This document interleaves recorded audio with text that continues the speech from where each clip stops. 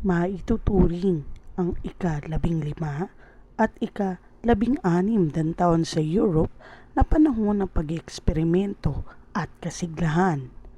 Ito ang panahon ng Renaissance, kung kailan ang mga tao ng Europe ay tumiwalag sa mga makalumang pananaw at tradisyon at nagsimulang magsaliksik ng mga bagong kaalaman sa iba't ibang larangan. Ito rin ang panahon ng Reformation na nagtakda ng pagbabago at pagkakahanay ng mga estado sa Europe ayon sa kani-kanilang relihiyon at pananampalataya. Ito rin ang nagbigay inspirasyon para maituro ang kanilang relihiyon sa mga bagong lupain na kanilang natagpuan. Ito ang panahon kung kailan ang mga estado sa Europe ay naging makapangyarihang puwersa sa pandaigdigang politika na nagsulong ng kani-kanilang interes. Isa sa pinakamahalagang salik na nagtulak sa mga ekspedisyon ng pagtuklas noong ika-15 at ika-16 na taon ay ang pagnanasa para sa ginto at pilak ng mga European. Sa harap ng maraming digmaan noon sa pagitan ng mga bansa sa Europe, lubhang kaakit-akit ang mapunong muli ang kanilang kaban sa pamamagitan ng paghahanap ng bagong pagkukunan ng ginto at pilak. Dahil alam nila na ang kapangyarihang militar ay nakasalalay sa kapangyarihang pang-ekonomiko, naging malinaw sa kanila ang pangangailangan na makahanap ng mga bagong lupain na maaring magbigay sa kanila ng kayamanan. Ang silangan ang kanilang naging pakay. Maraming kwento tungkol sa kayamanan ng silangan ang lumaganap sa Europe noon. Merong mga manlalakbay na European ang nakarating sa silangan tulad ni Marco Polo. Ang inuwi nila, mga kwento tungkol sa kanilang mga nakita sa kanilang paglalakbay ay gumising sa imahinasyon ng mga European hinggil sa kagandahan at kayamanan ng silangan. Nakadagdag pa rito ang mga kwento ng mga lumahok sa Crusades. Sa pakikipaglaban nila sa mga Muslim, nakarating sila sa gitnang silangan at nagdala ng mga kwento sa kanilang pagbalik hinggil sa magagarang kagamitan na kanilang nakita.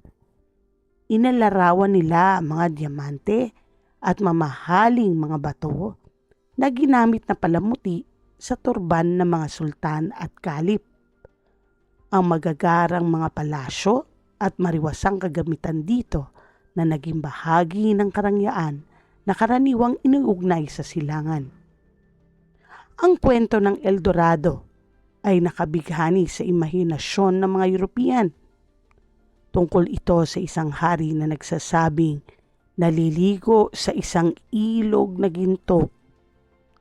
Ang lahat na ito ay nagpaalab sa pagnanasa na maglunsad ng mga ekspedisyon ng pagtuklas noong panahong ito.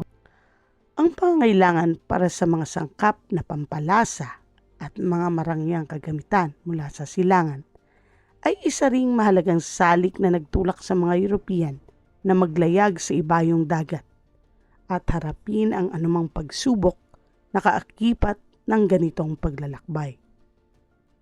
Maaring sabihin na ito ang naging batayan ng patakarang kolonyal na ipinatupad ng mga kanluranin na nagbigay diin sa pagtatanim ng mga sangkap, pampalasa at iba pang produkto tulad ng tabako, tsaa, kape bilang cash crops. Malinaw na ang mga ito ay tumugon sa pangangailangan ng merkado sa Europe at hindi sa pangangailangan ng mga lokal na pamayanan. Noong 1453, bumagsak ang Constantinople sa mga Ottoman Turk. Isinarado nito ang rutang pangkalakalan sa silangan. Ang mga Venetian lamang ang nakagamit ng mga rutang ito dahil sa kanilang magandang relasyon sa mga Ottoman Turk.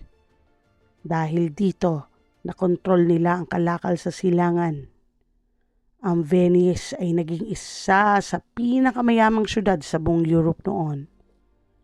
Ang pagnanasang buwagi ng monopolyong ito ng Venice ang nagtulak sa mga bansa sa Iberian Peninsula, Spain at Portugal na maghanap ng mga bagong ruta tungo sa silangan na hindi daraan sa mga tradisyonal na mga rutang dumaraan sa Constantinople. Matapos ang ilang ekspedisyon, nagtagumpay ang Portugal na makapagbukas ng bagong ruta sa pamamagitan ng paglalayag sa baybayin ng Africa at ang pagdaan sa dulo ng kontinente ng Africa na kilala ngayon bilang Cape of Good Hope, patungo sa Indian Ocean at India. Ang Spain naman ay nakatuklas ng ruta sa ibayo ng karagatan ng Atlantic, paikot sa dulo ng Timog Amerika na kilala ngayon na Strait of Magellan, patungo sa karagatan ng Pacific at sa Timog Silangang Asya at Pilipinas. Noong ika-16 na taon, ang merkantilism ang pangunahing sistemang pang-ekonomiko ng mga bansa sa Europe. Ito ay batay sa teorya ng kapangyarihan ng isang bansa ay nasusukat sa dami ng ginto at pilak sa kaba nito. Dahil dito na naging pangunahing patakaran ng mga estado sa Europe ay ang matiyak na mapaparami nila ang ginto at pilak sa kanilang kaban sa pamamagitan ng pagkontrol sa panlabas na kalakal. Tiniyak nila na palaging mas malaki ang kanilang kalakal na iniluluwas kaysa sa inaangkat. Ito ang ginamit na isa sa mga katwiran para sa pagtatatag ng mga kolonya noong panahon na ito. Nagkaroon ng direktang kontrol ng mga European sa mga merkado, mga manggagawa, gagamitang panangkap, at kapital o puhunan sa pamamagitan ng mga kolonya. Ang mga kolonya ang nagsilbing milking cow ng mga European. Ang pagkamkam ng mga kayamanan ng mga kolonyang ito ang nagpayaman sa mga bansang nagmamay-ari sa kanila.